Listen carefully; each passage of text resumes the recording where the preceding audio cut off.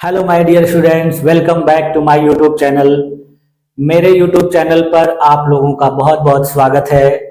Dear students, आज की class में हम लोग भारतीय संविधान के बारे में अध्ययन करेंगे और पिछले की 3 कक्षाओं में मैंने आप लोगों को भारतीय संविधान से संबंधित महत्वपूर्ण बातों का अध्ययन करवा दिया है। आज की क्लास में हम लोगों को भारतीय संविधान के विदेशी स्रोत, भारतीय संविधान की प्रमुख अनुसूचियां और भारतीय संविधान के प्रमुख भागों का अध्ययन करना है।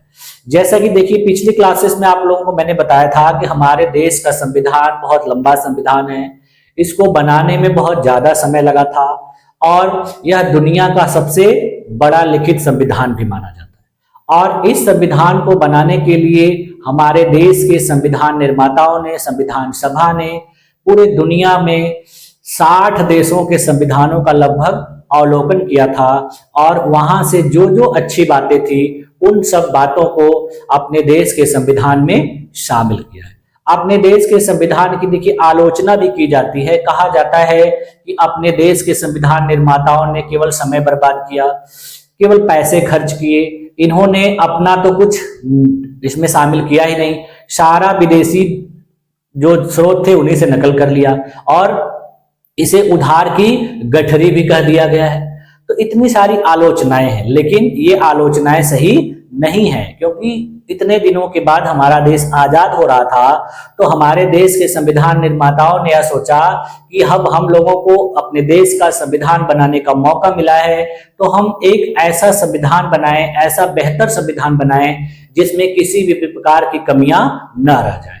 तो उसी के वजह से इन लोगों ने इतने देशों के संविधानों का अवलोकन किया, न कि उनसे उधार लिया है। यानी उधार लेने का मतलब होता है एहसान। तो हमारे देश के संविधान निर्माताओं ने एहसान नहीं लिया, बल्कि उनकी अच्छाई को स्वीकार किया। जैसे देखिए, कोई व्यक्ति यदि आपसे अच्छी बात कहता है या कोई व्यक्ति अच्छा कार्य करता है तो हम उसका अनुकरण करते हैं, हम उस चीज को अपने जीवन में अपनाते हैं। और कहा भी जाता है कि कोई भी व्यक्ति हो, चाहे जैसा भी हो, चाहे वो गरीब हो, चाहे अमीर हो, चाहे छोटा हो, चाहे बड़ा हो, यदि उससे कुछ अच्छी चीजें सीखने को मिलती हैं तो हमें सीखना चाहिए।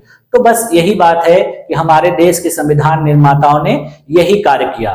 तो हमारे देश के संविधान निर्माताओं ने किन किन देशों का जो अच्छी बातें थी संविधान की उनको अपने देश में शामिल किया, उसको चलिए आज देखा जाए और हम लोग डिटेल में देखेंगे। ठीक है, तो जैसे कि देखिए आपको इमेज में दिख रहा है कि हमारे देश के संविधान निर्माताओं ने अवलोकन तो किया 60 देशों के संविधानों का, लेकिन मोटा मोटी देखिए भारतीय शासन अधिनियम 1935 को छोड़ दिया जाए तो लगभग 10 देशों के संविधानों से महत्वपूर्ण बातों को इन्होंने शामिल किया।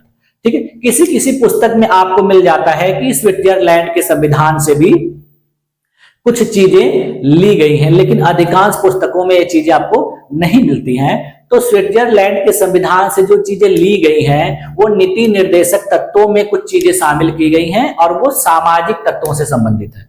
ठीक है, लेकिन जो मेन है वो 10 देशों के संविधान से जो बातें हैं वो शामिल की गई हैं और सबसे ज्यादा जो वेटेज है भारत सरकार अधिनियम 1935 का है। ठीक है, यानी कहा जाता है कि 1/3 हिस्सा जो हमारे संविधान का है वो इसी पर आधारित है। तो ठीक है, तो आइए चलिए देखा जाए इनको एकदम व्याख्यात्मक रूप में कि एक एक बातों को समझते हुए। ठीक, चलिए देखिए कि आज का टॉपिक है भारतीय संविधान के विदेशी स्रोत। तो हमारे देश के संविधान के निर्माण के समय निम्न देशों के संविधान से सहायता ली गई है। ठीक है, उसमें देखिए जो सहायता ली गई है, देखिए एक एक करके देख लेते हैं। जैसे देखिए यूएसए यानी संयुक्त राज्य अमेरिका के संविधान से अपने देश में देखिए कौन कौन सी बातें शामिल की गई। जैसे देखिए प्रस्तावना, हमारे देश के संविधान की जो प्रस्तावना है वो अमेरिका के संविधान से, अमेरिका मतलब संयुक्त राज्य अमेरिका, यूएसए। उसके बाद देखिए मौलिक अधिकार लिया गया है, सर्वोच्च न्यायालय लिया गया है, न्यायिक पुनरावलोकन की व्यवस्था ली गई है, संविधान की सर्वोच्चता वहीं से ली गई है, न्यायपालिका की स्वतंत्रता यानी न्यायपालिका स्वतंत्र होती है, निर्वाचित राष्ट्रपति होता है किसी देश का, और उस पर महाभियोग भी लगाया जा सकता है, यानी वह राष्ट्रपति अगर संविधान का उल्लंघन करता है तो उसके ऊपर महाभियोग लगाकर उसे पद से हटाया जा सकता है। राष्ट्रपति में संघ की कार्यपालिका शक्ति निहित होती है, ठीक है, यानी कार्यपालिका की समस्त शक्ति किसमें निहित होती है? राष्ट्रपति। फिर देखिए, राष्ट्रपति संघ के रक्षा बलों का सर्वोच्च समादेशक होता है, यानी सर्वोच्च कमांडर होता है। फिर देखिए, उपराष्ट्रपति का पद भी यहीं से लिया गया। राज्यसभा में पदेन सभापति का पद इसी देश से लिया गया।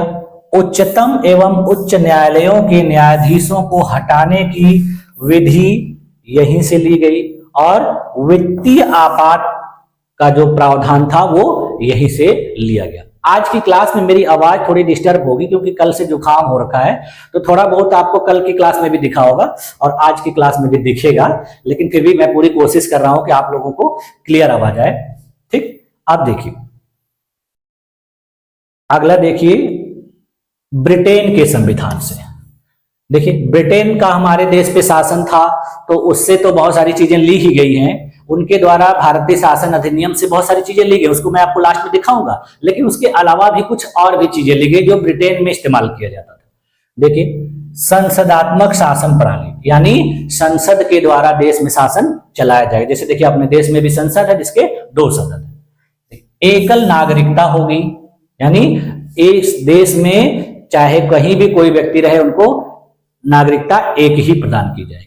फिर देखिए, विधि निर्माण की प्रक्रिया, यानी कानून के निर्माण की जो प्रक्रिया है वो ली गई।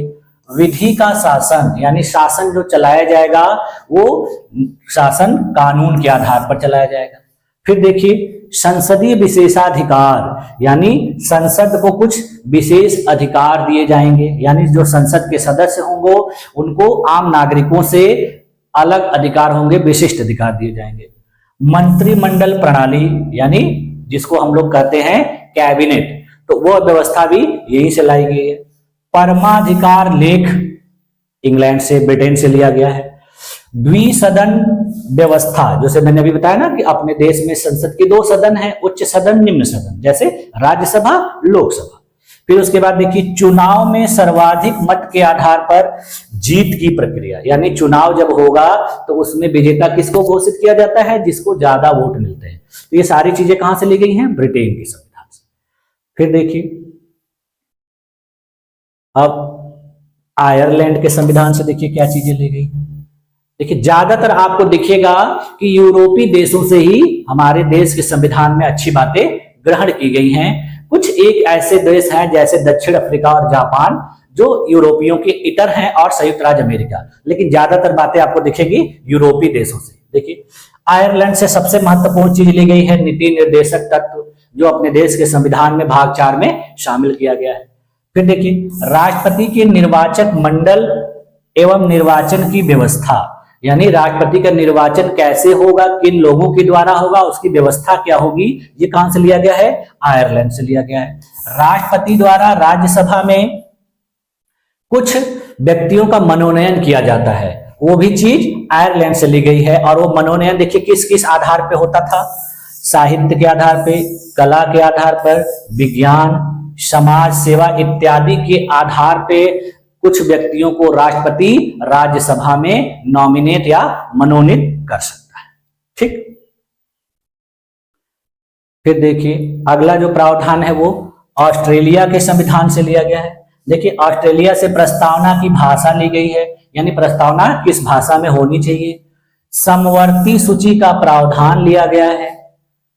फिर देखिए, केंद्र एवं राज्य के बीच संबंध किस प्रकार के होने चाहिए, ये ऑस्ट्रेलिया से लिया गया है।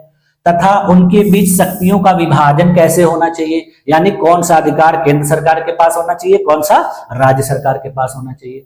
फिर देखिए, संसद के दोनों सदनों की संयुक्त बैठक का प्रावधान ऑस्ट्रेलिया से लिया गया है। जब कोई मामला आएगा, यानी संविधान से रिलेटेड कोई बात होगी जिसमें दोनों सदनों में विवाद होगा, तब उस स्थिति में संयुक्त बैठक बुलाई जाती है। फिर देखिए, व्यापार, वाणिज्य और समागम की स्वतंत्रता जो है वो भी ऑस्ट्रेलिया से ही ली गई है। फिर देखिए, जर्मनी से क्या लिया गया है? जर्मनी के हिस्से लिया गया। देखिए, आपातकाल के प्रवर्तन के दौरान राष्ट्रपति को मौलिक अधिकार संबंधी शक्तियां दी गई हैं। यानी जब देश में आपातकाल लागू होगा, इमरजेंसी लागू होगी, तो राष्ट्रपति के पास पूर्ण अधिकार होगा कि वह मौलिक अधिकारों को कम कर सकता है या छीन सकता है। लेकिन कुछ ऐसे मौलिक अधिकार हैं जिनको नहीं छीना जा सकता है, जैसे जीवन जीने का अधिकार। ठीक है, और भी अधिकार हैं, लेकिन बाकी के मौलिक अधिकारों को कम किया जा सकता है, छीना जा सकता है। लेकिन ये कब किया जाएगा? जब देश में इमरजेंसी लागू होगी तब। ठीक, उसके बाद देखिए, कनाडा के संविधान से क्या लिया गया है? सरकार की संघात्मक व्यवस्था। ठीक है, जैसे यानी अपने देश की जो सरकार है वो क्या है? संघ है, यानी कई राज्यों और केंद्र शासित राज्यों का एक संघ है। तो ये व्यवस्था कहां से ली गई थी? कनाडा से ली गई थी। फिर देखिए, अवशिष्ट शक्तियां केंद्र के पास रहती हैं, यानी जो विशेषाधिकार होते हैं, अवशिष्ट शक्तियां होती हैं, वो किसके पास होती हैं? केंद्र के पास होती है। यानी जैसे देखिए, केंद्र और राज्य के कानून में यदि विरोधाभास होता है तो किसके कानून को सर्वोच्चता दी जाएगी, प्राथमिकता दी जाएगी? केंद्र के कानून। ठीक है, फिर देखिए, राज्यपाल की नियुक्ति विषय प्रक्रिया, यानी राज्यपाल की नियुक्ति कैसे की जाएगी उससे संबंधित जो प्रक्रिया है वो कहां से ली गई है? कनाडा से ली गई है। फिर देखिए, संघ एवं राज्य के बीच शक्ति का विभाजन और सर्वोच्च न्यायालय का परामर्शी न्याय निर्णयन, यानी संघ और राज्य के बीच में शक्तियों का विभाजन और सर्वोच्च न्यायालय का जो परामर्शी निर्णय, सरकार को या राष्ट्रपति को परामर्श दे सकता है, ये भी व्यवस्था कहां से ली गई है? कनाडा के संविधान। फिर देखिए, दक्षिण अफ्रीका के संविधान से क्या लिया गया है? संविधान संशोधन की प्रक्रिया का प्रावधान, यानी संविधान में संशोधन कैसे किया जा सकता है, ये कहां से लिया गया है? दक्षिण अफ्रीका के संविधान से। ये देखिए बहुत भी महत्वपूर्ण था, क्योंकि मान लीजिए उस समय संविधान निर्माताओं के द्वारा बहुत सी चीजें आवश्यक लगी होंगी तो उन्होंने उसको शामिल किया, लेकिन समय के अनुसार परिवर्तन होता है।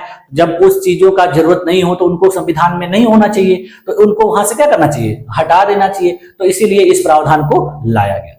फिर देखिए, राज्यसभा के सदस्यों का निर्वाचन कैसे किया जाएगा, यह भी कहां से लिया गया था? दक्षिण अफ्रीका से। उसके बाद देखिए, रूस के संविधान से मौलिक कर्तव्यों को लिया गया है, और ये बहुत ही महत्वपूर्ण है। इनको 1976 में स्वर्ण सिंह समिति की सिफारिशों के आधार पर शामिल किया गया था, भाग 4 क या 4A।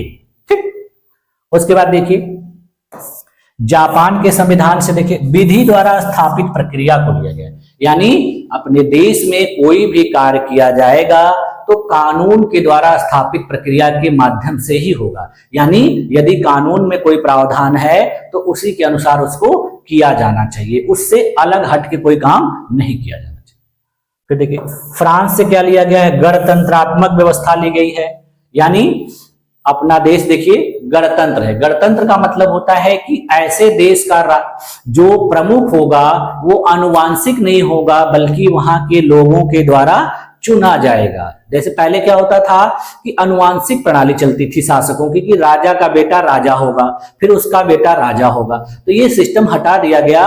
ये सबसे पहले देखिए फ्रांस में अपनाया गया था। फ्रांस में राजतंत्र व्यवस्था चल रही थी, जब वहां फ्रांसीसी क्रांति हुई तब इस व्यवस्था को अपनाया गया था। तो उसी चीज को अपने देश के संविधान में भी शामिल किया गया। और इसके साथ साथ देखिए, अपने देश की प्रस्तावना में देखिए, स्वतंत्रता, समता और बंधुता के आदर्श भी यहीं से शामिल किए गए। ये सब बातें देखिए कहां से संबंधित है? फ्रांसीसी क्रांति से। जिसे आप इतिहास में पढ़ेंगे तो उसमें आपको पता चलेगा कि जब फ्रांस में क्रांति हुई थी तो ये सब चीजों को वहां स्वीकार किया गया था। तो अपने देश के संविधान निर्माताओं ने इन विशेषताओं को शामिल कर लिया। अब देखिए, लास्ट में मैं बता देता हूं, भारतीय जो शासन अधिनियम 1935 से जो सबसे महत्वपूर्ण बातें हैं वो क्या है। देखिए, भारतीय संविधान के अनेक देशी और विदेशी स्रोत हैं, लेकिन भारतीय संविधान पर सबसे अधिक प्रभाव भारतीय शासन अधिनियम 1935 का है। देखिए, मैंने आपको बता ही दिया, भारतीय संविधान के 395 अनुच्छेदों में से लगभग 250 अनुच्छेद ऐसे हैं जो 1935 ईस्वी के अधिनियम से या तो शब्दशः ले लिए गए हैं या फिर उनमें बहुत थोड़ा परिवर्तन के साथ लिया गया। यानी कहा जा रहा है कि अपने देश के जो 395 अनुच्छेद हैं संविधान में, उसमें से 250 अनुच्छेद जो हैं भारत शासन अधिनियम से हूबहू शामिल कर लिए गए हैं और कुछ में थोड़ा बहुत परिवर्तन किया गया है, नहीं तो ऐसे ही ले लिए गए। उनमें देखिए क्या क्या चीजें ली गई। देखिए संघात्मक व्यवस्था, यानी भारतीय शासन अधिनियम 1935 में व्यवस्था अपने देश में अंग्रेजों के द्वारा चलाई जा रही थी, तो इसको भी शामिल किया गया है। न्यायपालिका की शक्ति, भारत शासन अधिनियम 1935 से। राजनीति की आधारभूत संरचना या स्ट्रक्चर कैसे होगा, यानी बेसिक स्ट्रक्चर कैसा होना चाहिए देश में राजनीति का, ये यहां से शामिल किया गया है। फिर देखिए लोक सेवा आयोग को भी इसी के तहत शामिल किया गया। कहीं देखिए जैसे मैंने आपको पिछले स्रोतों में बताया था कि अपने देश में सर्वोच्च न्यायालय जो गठित किया गया था वो इसी के आधार पर किया गया था, लेकिन कुछ पुस्तकों में देखिए मिलता है कि सर्वोच्च न्यायालय जो शामिल कहां से किया गया है, यूएसए से लिया गया। तो ये क्या कंफ्यूजन वाला बात है, लेकिन अगर आपको देखने से, जैसे आप पीछे बैक चीजों को देखेंगे तो आपको पता चलेगा कि जो सर्वोच्च न्यायालय है वो कब स्थापित किया गया था, भारत शासन अधिनियम 1935 के द्वारा। ठीक, आप देखिए आगे की महत्वपूर्ण चीजें देखते हैं। भारतीय संविधान की महत्वपूर्ण अनुसूचियों के बारे में देखिए। जब हमारे देश का संविधान बनके तैयार हुआ था तो मैंने आप लोगों को बताया था कि अपने देश के संविधान में, यानी मूल संविधान में उस समय 8 अनुसूचियां थी। ठीक है, और भाग कितने थे, 22 थे। तो बाद में समय काल के अनुसार इसमें परिवर्तन हुआ और अनुसूचियों की संख्या पहुंच गई 12 और भागों की संख्या पहुंच गई 25। तो ये देखिए मूल भाग जो है नहीं बदले हैं, उसमें संशोधन के द्वारा क ख ग हो गया, लेकिन अनुसूचियों की संख्या बढ़ गई, यानी 8 से 12 हो गई। तो देखिए उनको क्या क्या है, देखते हैं। देखिए पहली अनुसूची में देखिए क्या उल्लेख किया गया है। इसमें कहा गया है कि भारतीय संघ के घटक राज्यों 28 राज्य एवं संघ शासित 8 क्षेत्रों का उल्लेख है। यानी पहली अनुसूची में क्या बताया गया है कि भारत 28 राज्यों और 8 केंद्र शासित राज्यों का संघ है और उनका क्षेत्र कहां कहां तक कितना है, ये सारी बातें कहां बताई गई हैं, पहले अनुसूची। ठीक है, फिर देखिए एक इंपॉर्टेंट बात मैंने इसमें शामिल कर दी है कि संविधान के 69वें संशोधन के द्वारा दिल्ली को राष्ट्रीय राजधानी क्षेत्र का दर्जा दिया गया था। यानी जैसे देखिए आप लोग कहीं कहीं देखते हैं एनसीआर लिखा रहता है, नेशनल कैपिटल रीजन, तो इसी को 69वें संविधान संशोधन के द्वारा शामिल किया। अब देखिए दूसरी अनुसूची में देखिए, इसमें देखिए भारतीय राज व्यवस्था के विभिन्न पदाधिकारियों, कौन कौन से पदाधिकारी, देखिए राष्ट्रपति, राज्यपाल, लोकसभा के अध्यक्ष, उपाध्यक्ष, राज्यसभा के सभापति, उपसभापति, विधानसभा के अध्यक्ष, उपाध्यक्ष, विधान परिषद के सभापति एवं उपसभापति, उच्चतम न्यायालय एवं उच्च न्यायालय के न्यायाधीश, भारत के नियंत्रक महालेखा परीक्षक इत्यादि को दिए जाने वाले वेतन, देखिए प्राप्त होने वाले वेतन, भत्ते और पेंशन आदि का उल्लेख किया गया। यानी अपने देश के जो महत्वपूर्ण पदाधिकारी हैं उनके वेतन, भत्ते और पेंशन का उल्लेख कहां किया गया है, दूसरी अनुसूची। ठीक, उसके बाद देखिए तीसरी अनुसूची में क्या उल्लेख किया गया है। देखिए तीसरी अनुसूची में बहुत बड़ी बात, बहुत बड़ा हो जाता, तो मैंने इसको शॉर्टकट में लिख दिया है कि अपने देश में जो विभिन्न पदाधिकारी हैं उनके द्वारा ली जाने वाली शपथ का प्रावधान, यानी शपथ में उन लोगों को क्या क्या चीजें कहनी है और किस प्रकार शपथ लेनी है, वो बातें बताई गई। इसमें देखिए विभिन्न पदाधिकारी जैसे मंत्री, यानी भारत सरकार के जितने भी मंत्री होंगे, उच्चतम एवं उच्च न्यायालय के न्यायाधीश होंगे, उनके द्वारा पद ग्रहण के समय ली जाने वाली शपथ का उल्लेख इसमें किया गया। ठीक, ये सारी चीजें बहुत ध्यान से देखिएगा, आप लोगों को लगेगा कि बहुत लेंदी है, लेंदी नहीं है, कभी कभी एग्जाम में से सीधे सीधे क्वेश्चन आते हैं। ठीक है, तो मैं पढ़ा रहा हूं तो इसका कुछ महत्व है।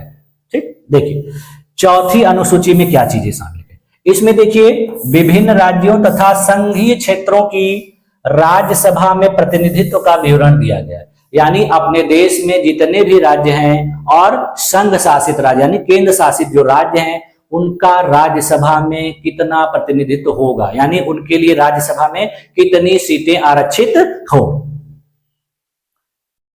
फिर देखिए पांचवी अनुसूची में देखिए, इसमें देखिए क्या कहा गया है। इसमें विभिन्न अनुसूचित क्षेत्रों और अनुसूचित जनजाति के प्रशासन और नियंत्रण के बारे में उल्लेख, यानी अपने देश में बहुत से ऐसे क्षेत्र हैं, ऐसे राज्य हैं जहां पर अनुसूचित जाति और अनुसूचित जनजातियां रहती हैं, तो उन जातियों से संबंधित जो प्रशासन है उसका किसके पास अधिकार रहेगा, उसको कौन नियंत्रित करेगा, ये सारे प्रावधान कहां दिए गए हैं? पांचवी अनुसूची में बताए गए हैं। फिर देखिए छठी अनुसूची में देखिए क्या बताया गया है। इसमें देखिए असम, मेघालय, त्रिपुरा, मिजोरम राज्यों की जनजाति क्षेत्रों के प्रशासन के बारे में प्रावधान है। यानी नॉर्थ ईस्ट यानी पूर्वोत्तर भारत के 4 राज्यों असम, मेघालय, त्रिपुरा और मिजोरम के जो प्रशासनिक कार्य होंगे वो किस प्रकार से चलाए जाएंगे उसका प्रावधान इसमें बताया गया। फिर देखिए 7वीं अनुसूची में देखिए महत्वपूर्ण बात दी गई है कि केंद्र और राज्यों के बीच कौन कौन सी शक्तियां होंगी और उनका बंटवारा कैसे किया जाए। इसी अनुसूची में देखिए सरकारों द्वारा शुल्क एवं कर लगाने के अधिकारों का भी उल्लेख किया गया, यानी किन किन विषयों पर केंद्र सरकार शुल्क लगाएगी, कर लगाएगी और किन पर राज्य सरकार लगाएगी। ठीक है, इसके अंतर्गत 3 सूचियां बनाई गई हैं। उन सूचियों का नाम देखिए क्या है? संघ सूची, राज्य सूची और समवर्ती सूची। संघ सूची का मतलब होता है जिससे संबंधित कानून या अधिकार किसके पास रहेगा? केंद्र के पास रहेगा। राज्य सूची का मतलब होता है कि इससे संबंधित प्रावधान या कानून बनाने का अधिकार किसके पास रहेगा? राज्य के पास रहेगा। और समवर्ती सूची का मतलब होता है जिस पर दोनों लोग मिलकर कार्य कर सकते हैं या कानून बना सकते हैं। लेकिन जब विवादित होगा या कोई समस्या आएगी तो अवशिष्ट प्रावधान देखिए मैंने बता दिया किसके पास रहेगा? केंद्र के पास। अब देखिए इनको एक एक करके देख लिया जाता है, थोड़े बड़े हैं लेकिन शॉर्टकट में मैं इनको बता दे रहा हूं। देखिए जैसे संघ सूची, महत्वपूर्ण चीजों को मैं इसमें दिखा दे रहा हूं। जैसे इस सूची में दिए गए विषय पर केंद्र सरकार कानून बनाती है। ठीक है, संविधान के लागू होने के समय इसमें 97 विषय शामिल किए गए थे। ठीक है, वर्तमान में इसमें 100 विषय हैं। ये संख्या देखिए बढ़ भी सकती है, तो ये जब मैंने जो डाटा लिया है वहां पर 100 विषय दिया गया है, तो इसमें 100 विषय हैं। संघ सूची की कुछ महत्वपूर्ण विषय देखिए क्या है कि देश की प्रतिरक्षा का जो अधिकार रहे किसके पास रहेगा? केंद्र सरकार के पास। विदेशी मामले से जो भी रहेंगे वो केंद्र सरकार हैंडल करेगी। युद्ध एवं शांति से संबंधित मामले केंद्र सरकार के पास रहेंगे। रेलवे देखिए केंद्र सरकार के पास है। डाक सेवा केंद्र सरकार के पास है। तार सेवा, टेलीग्राम केंद्र सरकार के पास है। मुद्रा एवं बैंकिंग व्यवस्था केंद्र सरकार के पास है। परमाणु शक्ति का अधिकार केंद्र सरकार। इसके अलावा लगभग देखिए 100 विषय हैं, तो इसका अधिकार केंद्र है, लेकिन ये महत्वपूर्ण थे इसलिए मैंने इनको आप लोगों को दिखा दिया। फिर उसी प्रकार से देखिए राज्य सूची के जो विषय हैं इस पे राज्य सरकार कानून बना सकती है। ठीक है, और राष्ट्रीय हित से संबंधित होने पर केंद्र सरकार भी कानून बना सकती है। देखिए अगर इसमें कोई ऐसा कानून है जो पूरे देश से संबंधित है, इसमें पूरे देश के लोगों का भला होने वाला है, तो इसमें केंद्र सरकार भी उसको बना सकती है, क्योंकि मैंने आप लोग पहले ही बता दिया कि अवशिष्ट शक्तियां किसके पास होंगी? केंद्र के पास होंगी। तो संविधान के लागू होने के समय इसके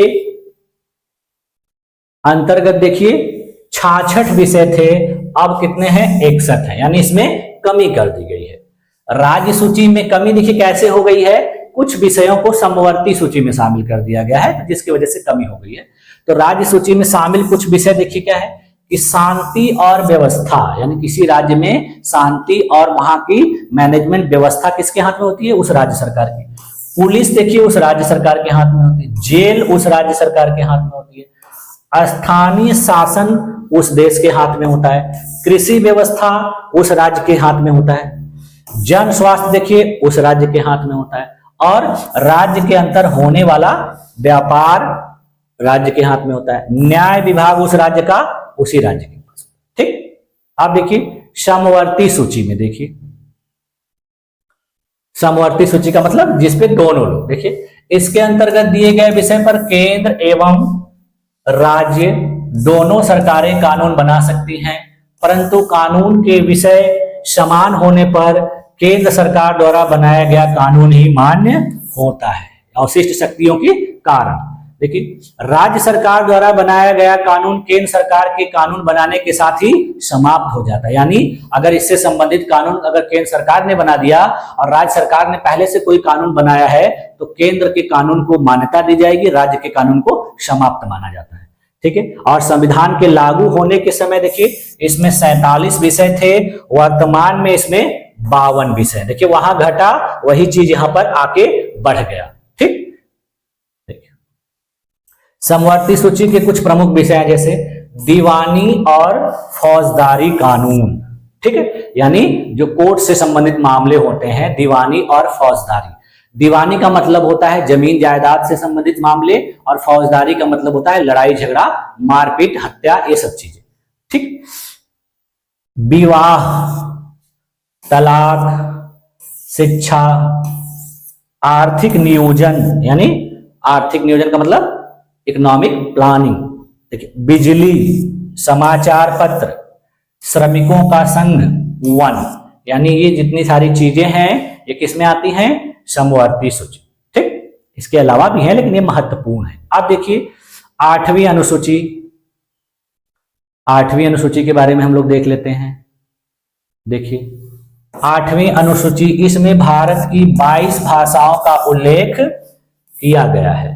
मूल रूप से जब अपना देश का संविधान बना था तो इसमें 14 भाषाएं थी, बाद में इसमें 8 भाषाओं को अलग अलग समय पर शामिल किया गया था। देखिए 1967 ईस्वी में जब 21वां संविधान संशोधन हुआ तो इसमें सिंधी को शामिल किया गया। फिर देखिए 1992 ईस्वी में 71वां संविधान संशोधन किया गया, उसमें कोंकणी, मणिपुरी, नेपाली को शामिल किया गया।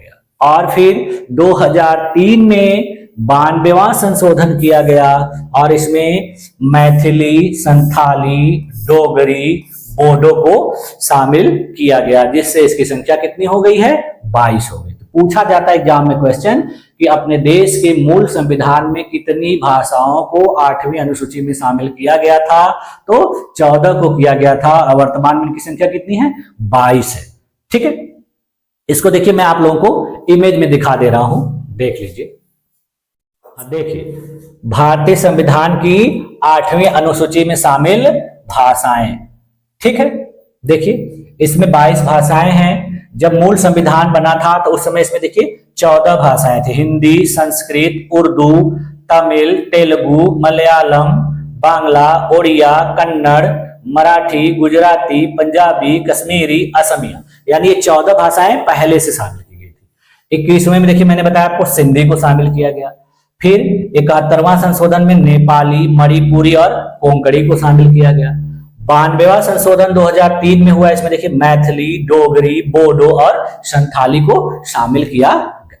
ठीक, अब आते हैं 9वीं अनुसूची। देखिए अनुसूची है, देखिए आपको पहले से पता है कि ये मूल संविधान में नहीं थी तो बाद में शामिल की गई। तो देखिए ये जब अपने देश में सबसे पहले बार संशोधन किया गया तब उसमें इस अनुसूची को शामिल किया गया। देखिए प्रथम संविधान संशोधन अधिनियम 1921 ईस्वी में इसको जोड़ा गया। इसको जोड़ना किस लिए गया, देखिए राज्य द्वारा संपत्ति के अधिकरण की विधियों को उल्लेख किया गया। यानी उस समय जब देश आजाद हुआ तो लोगों के पास बहुत अनाधिकृत संपत्ति थी, तो सरकार उनको संपत्तियों को लेने के लिए, उनसे अधिकार छीनने के लिए इस कानून को, इस अनुसूची को लाई थी और उसमें कुछ विशेष कानून बनाए जा सकते थे और कहा जाता था कि उस कानून को न्यायालय में चुनौती नहीं दी जा सकती। ठीक है, तो इसीलिए इसको लाया गया था। देखिए इस अनुसूची में सम्मिलित विषयों को न्यायालय में चुनौती नहीं दी जा सकती। वर्तमान में इस अनुसूची में 284 अधिनियम है। ठीक, यानी सबसे पहले 9वीं अनुसूची को शामिल किया। अब देखिए, अभी तक माना जाता था, देखिए महत्वपूर्ण बात है कि अभी तक माना जाता था कि संविधान की 9वीं अनुसूची में सम्मिलित कानूनों की न्यायिक समीक्षा नहीं की जा सकती, यानी ये प्रावधान था कि उसमें न्यायिक समीक्षा नहीं। लेकिन 11 जनवरी 2007 ईस्वी के संविधान पीठ के निर्णय द्वारा यह स्थापित किया गया है कि 9वीं अनुसूची में सम्मिलित किसी भी कानून को इस आधार पर चुनौती दी जा सकती है कि वह मौलिक अधिकारों का उल्लंघन करता है। यानी 9वीं अनुसूची में ऐसा कोई भी कार्य अगर किया जा रहा है, किसी की संपत्ति ली जा रही है जो उसके मौलिक अधिकार से संबंधित है, तो उसको न्यायालय में चुनौती दी जा सकती है। न्यायालय इन कानूनों की समीक्षा कर सकता है। ठीक, अब देखिए आते हैं 10वीं अनुसूची। देखिए 10वीं अनुसूची को शामिल किया गया था 52वें संविधान संशोधन के द्वारा 1985 में। इसमें देखिए क्या क्या चीजें लाई गई थी। इसमें देखिए दल बदल से संबंधित प्रावधान को शामिल किया गया। जैसे देखिए विभिन्न प्रकार के दल हैं अपने देश में, और उसमें जो नेता होते हैं जो वो क्या करते हैं कि अपनी सुविधा अनुसार, जरूरत अनुसार दल परिवर्तन कर देते हैं। कभी उस पार्टी में रहते हैं तो कभी किसी पार्टी में चले जाते हैं। तो इन्हीं सब चीजों पर कंट्रोल लगाने के लिए इस प्रावधान को शामिल किया गया था। ठीक, अब देखिए 11वीं अनुसूची। 11वीं अनुसूची देखिए अपने देश के संविधान में 73वें संविधान संशोधन 1993 के द्वारा जोड़ी गई है। इसमें देखिए पंचायती राज संस्थाओं को कार्य करने के लिए 29 विषय प्रदान किए गए हैं, और इससे पंचायती राज यानी पंचायतों को भी कार्य करने की आजादी दी गई है। लेकिन पूरी आजादी नहीं दी गई है।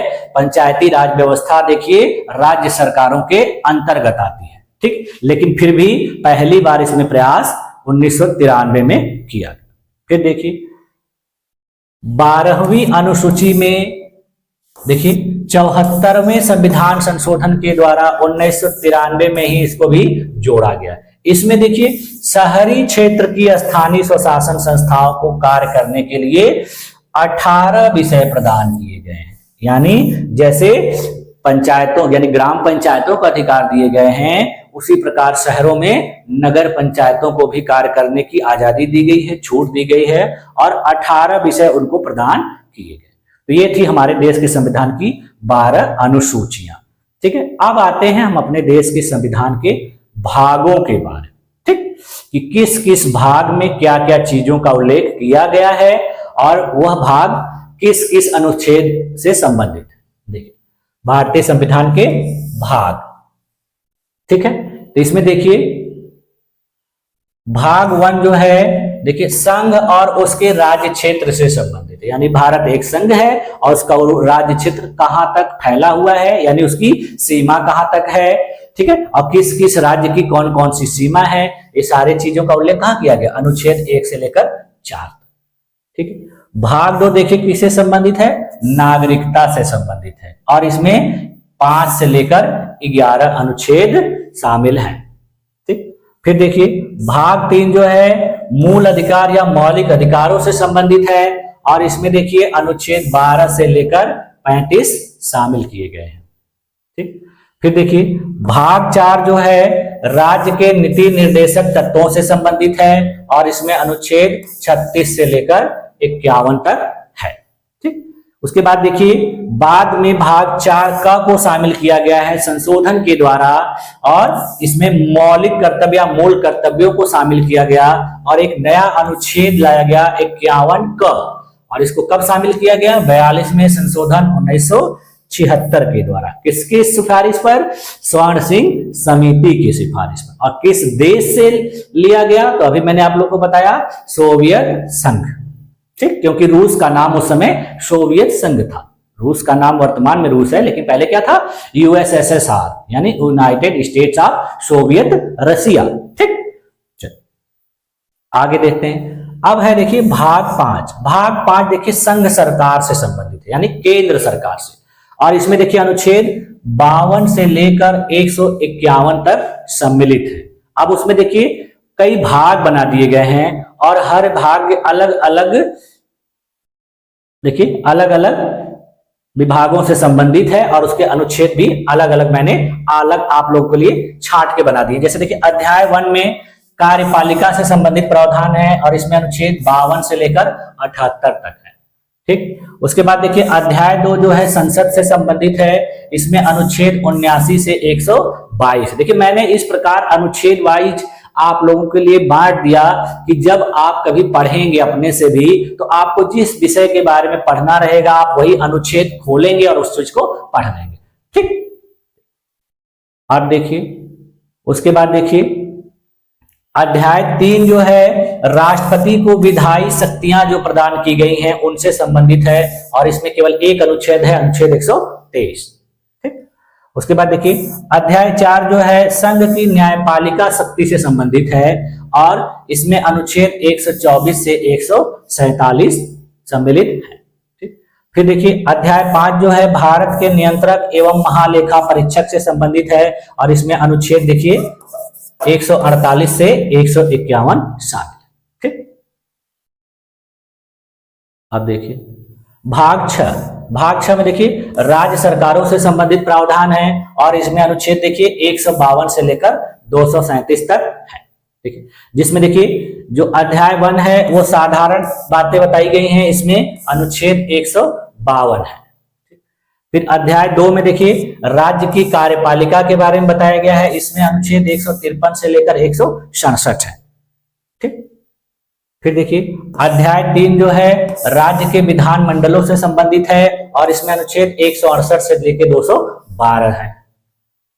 फिर देखिए अध्याय 4 जो है राज्यपाल की विधायी शक्तियों से संबंधित है और इसमें अनुच्छेद 213 है। देखिए केंद्र में क्या था 123 था, यहाँ राज्य में क्या है 213। ठीक, अध्याय 5 देखिए राज्यों के उच्च न्यायालयों से संबंधित है और इसमें अनुच्छेद 214 से 232 है। ठीक, अब देखिए केंद्र के न्यायालयों से संबंधित अलग प्रावधान है, अलग भाग में है, यहां पर नहीं शामिल किया गया।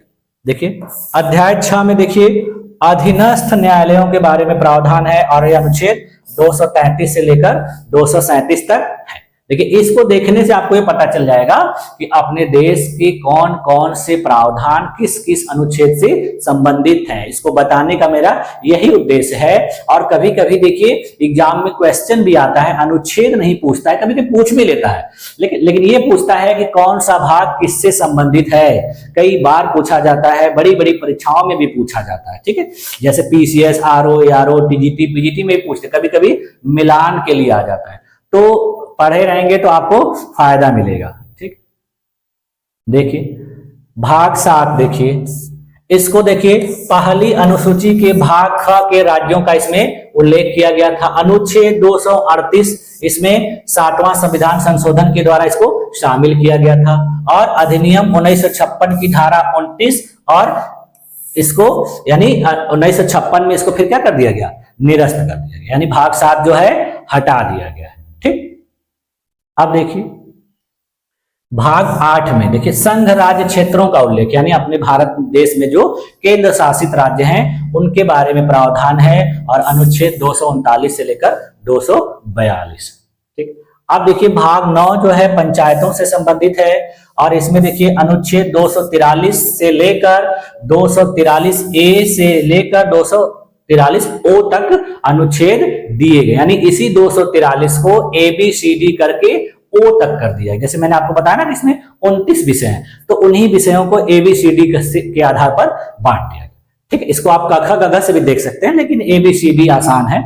तो देखिए इसको 73वें संविधान संशोधन 1993 के द्वारा शामिल किया गया।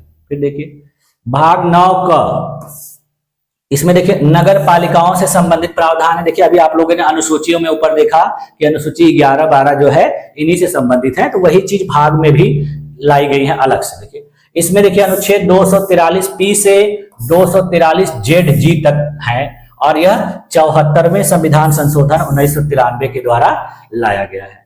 फिर देखिए इसी भाग 9 में एक भाग 9 ख भी शामिल किया गया और इसमें देखिए सहकारी समितियों के संबंधित प्रावधान किए गए हैं। और इसमें देखिए अनुच्छेद 243 ZH से यानी इसके बाद से ZT तक सब प्रावधान है, और यह 97वें संशोधन 2011 के द्वारा जोड़ा गया, यानी इसको लाया गया था 97वां संशोधन 2011 में जो किया गया था उसके आधार। फिर देखिए भाग 10 जो है अपने देश में अनुसूचित और जनजाति क्षेत्रों से संबंधित है। इसमें अनुच्छेद 244 और 244 क है। ठीक, अब आते हैं देखिए भाग 11। भाग 11 देखिए किससे संबंधित है? संघ और राज्यों के बीच संबंधों से संबंधित है, यानी इसमें अनुच्छेद 245 से लेकर 263 तक है। यानी संघ और राज्य के बीच किन किस अनुच्छेद में क्या क्या चीजें बताई गई हैं वो देखिए। इसको दो भागों में बांटा गया है, अध्याय 1 और अध्याय 2। अध्याय 1 में देखिए विधायी संबंधों को शामिल किया गया है, और इसमें अनुच्छेद 245 से लेकर 255 तक है। भाग अध्याय 2 में देखिए प्रशासनिक संबंध शामिल किए गए हैं, इसमें अनुच्छेद 256 से लेकर 263। ठीक, उसके बाद देखिए भाग 12। भाग 12 में देखिए वित्त व्यवस्था, संपत्ति, संविदा और वाद से संबंधित प्रावधान है, वो अनुच्छेद 264 से लेकर 300 क तक है। ठीक, आप देखिए अब इसमें देखिए कई भाग हैं। जैसे देखिए अध्याय 1, इसमें देखिए वित्त से संबंधित है, इसमें अनुच्छेद 264 से 291 तक है। फिर देखिए अध्याय 2 है ऋण से संबंधित, ऋण लेने से संबंधित, इसमें अनुच्छेद 292 से 293 है। फिर देखिए अध्याय 3 जो है वो संपत्ति, संविदा, अधिकार, बाध्यता और वाद से संबंधित है, इसमें अनुच्छेद 294 से 300। ठीक, और अध्याय 4 जो है वो संपत्ति के अधिकार से संबंधित है, और इसमें अनुच्छेद 300 क को शामिल किया। ये देखिए संपत्ति का अधिकार जो है बाद में लाया गया था, क्यों? क्योंकि ये पहले मौलिक अधिकारों में शामिल था, बाद में इसको संशोधन करके वहां से हटा दिया गया और इसको अध्याय 4 में यानी भाग 12 में शामिल कर लिया गया। पहले ये मौलिक अधिकारों के भाग में था, यानी भाग 3 में था। ठीक, फिर देखिए जो भाग 13 है वो भारत के राज्य क्षेत्र के भीतर व्यापार, वाणिज्य और समागम से संबंधित, यानी भारत का जो राज्य क्षेत्र है उसके अंदर व्यापार, कॉमर्स यानी वाणिज्य और उससे संबंधित जो भी प्रावधान है वो इसमें संबंधित हैं, वो 301 से लेकर 307 अनुच्छेद तक है। फिर देखिए भाग 14 जो है संघ और राज्यों के अधीन सेवाओं से संबंधित है। ठीक है, और इसमें देखिए अनुच्छेद 308 से लेकर 323 तक है। ठीक, इसमें देखिए 2 अध्याय हैं, जिसमें पहला अध्याय सेवाओं से संबंधित है, ये देखिए 308 से लेकर 314 अनुच्छेद तक संबंधित है। फिर देखिए अध्याय 2 जो है लोक सेवा आयोग से संबंधित है, और यह अनुच्छेद 315 से 323 तक इसमें है। देखिए ये कई बार एग्जाम में पूछा गया है कि लोक सेवा आयोग से संबंधित अनुच्छेद कौन सा है। ठीक, फिर देखिए भाग 14 का देखिए बाद में शामिल किया गया था, और ये किससे संबंधित था? अधिकरणों से संबंधित था। इसको देखिए इसमें अनुच्छेद 323 का 323 ख शामिल किए गए हैं। इसको 42वें संविधान संशोधन 1976 के द्वारा अपने देश के संविधान में शामिल किया। फिर देखिए भाग 15 जो है निर्वाचन से संबंधित है, यानी निर्वाचन आयोग से संबंधित प्रावधान है, इसमें अनुच्छेद 324 से 329 क तक है। ठीक, उसके बाद देखिए भाग 16 है, इसमें कुछ वर्गों से संबंधित विशेष प्रावधान दिए गए हैं, जैसे अनुच्छेद 330 से लेकर 342। कुछ वर्गों से संबंधित का मतलब हो गया कि SC, ST और जो रिजर्व कैटेगरी के लोग हैं उनसे संबंधित विशेष प्रावधान इसमें दिया गया। ये देखिए ये भी एग्जाम में पूछा गया है। ठीक, भाग 17 देखिए जो है राजभाषा से संबंधित है, यह अनुच्छेद 343 से 351, यानी आपको पूरे अपने देश के संविधान के सभी अनुच्छेदों को डिटेल से नहीं भी पढ़ेंगे, इतनी जो शुरू की 3-4 क्लासेस मैंने आप लोगों को पढ़ाई हैं, ये अगर आप पढ़ लेंगे तो आप अपने जो भी एग्जाम में क्वेश्चन आते हैं कई क्वेश्चन को ऐसे ही हल कर लेंगे। ठीक, और भी चीजें भी मैं बताऊंगा, लेकिन इनके आधार पर भी आपको बहुत सारे क्वेश्चन के आंसर मिल जाएंगे।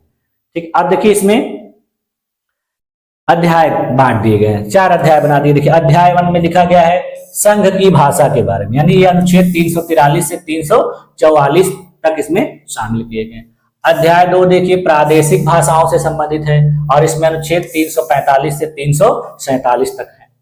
फिर देखिए अध्याय 3 जो है सर्वोच्च न्यायालय, उच्च न्यायालय आदि की भाषा से संबंधित, यानी अपने देश के जो न्यायालय हैं वो यानी सुप्रीम कोर्ट और हाई कोर्ट में कौन सी भाषा इस्तेमाल की जाएगी उससे संबंधित प्रावधान है अनुच्छेद 348 और 349। फिर देखिए अध्याय 4 जो है विशेष निर्देश दिए गए, यानी इन सब जो भाषाएं हैं उनसे संबंधित जो विशेष डायरेक्शन दिए गए हैं वो है अनुच्छेद 350 से लेकर 351। ठीक, अब देखिए भाग 18 जो है आपातकालीन उपबंध यानी इमरजेंसी से संबंधित है और यह अनुच्छेद 352 से लेकर 360 तक संबंधित है। ठीक, उसके बाद देखिए भाग 19 जो है विभिन्न प्रकार के प्रकरणों से संबंधित है, जिसमें देखिए राष्ट्रपति, राज्यपाल, राज्य प्रमुख, संसद आदि का संरक्षण, यानी जो कुछ प्रमुख संस्थाएं हैं, प्रमुख पदाधिकारी हैं, उनको विशेष संरक्षण प्रदान किया गया है और वो अनुच्छेद 361 से 367 में सम्मिलित है। ठीक, फिर उसके बाद देखिए भाग 20 जो है संविधान के संशोधन से संबंधित है और अनुच्छेद 368 से इसमें प्रावधान दिए गए। ये भी देखिए कई बार पूछा गया है, बहुत ही इंपॉर्टेंट है।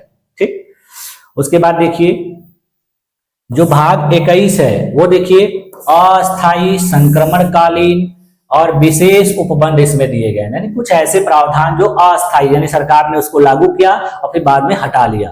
ठीक है, या किसी समस्या के समय इसको लाया गया, कोई विशेष प्रावधान ला गया तो इसको इस अनुच्छेद के तहत लाया जाता है और फिर इसको हटा लिया जाता है। तो ये प्रावधान लिख दिया गया है अनुच्छेद 369 से लेकर 392 में। ठीक है, और जो अपने देश के संविधान का जो अंतिम भाग है वो देखिए विभिन्न प्रकार के संक्षिप्त नाम, प्रारंभ, हिंदी में प्राधिकृत पाठ और विभिन्न प्रकार के निरसित की गई चीजों से संबंधित है, यानी उनका उल्लेख इसमें किया गया है किन किन चीजों का संक्षिप्त नाम क्या है, उसको प्रारंभ कैसे किया गया, कब किया गया, और हिंदी में कुछ कुछ चीजों को कैसे कैसे लाया गया, सम्मिलित किया गया और किन किन चीजों को हटाया गया संविधान में। ये सारी चीजों का उल्लेख कहां किया गया, अनुच्छेद 393 से लेकर 355। तो आज की क्लास में देखिए मैंने आप लोगों को अपने देश के संविधान के विदेशी स्रोत, उससे महत्वपूर्ण अनुसूचियां और भागों का अध्ययन करवाया। और ये क्लास देखिए बहुत ही इंपॉर्टेंट है, इससे आप प्रीवियस ईयर के क्वेश्चन देखेंगे डिफरेंट टाइप के एग्जाम्स में आपको बहुत ज्यादा मिलेंगे। ठीक है, तो आज की क्लास में आज इतना ही रखा जाए। अब नेक्स्ट क्लास में मैं आप लोगों को अपने देश के संविधान की प्रस्तावना के बारे में अध्ययन कराऊंगा। तो आज की क्लास में बस इतना ही रखा जाए और इतनी देर तक मेरे साथ बने रहने के लिए आप लोगों का बहुत बहुत धन्यवाद। मिलते हैं नेक्स्ट क्लास में। Thank you.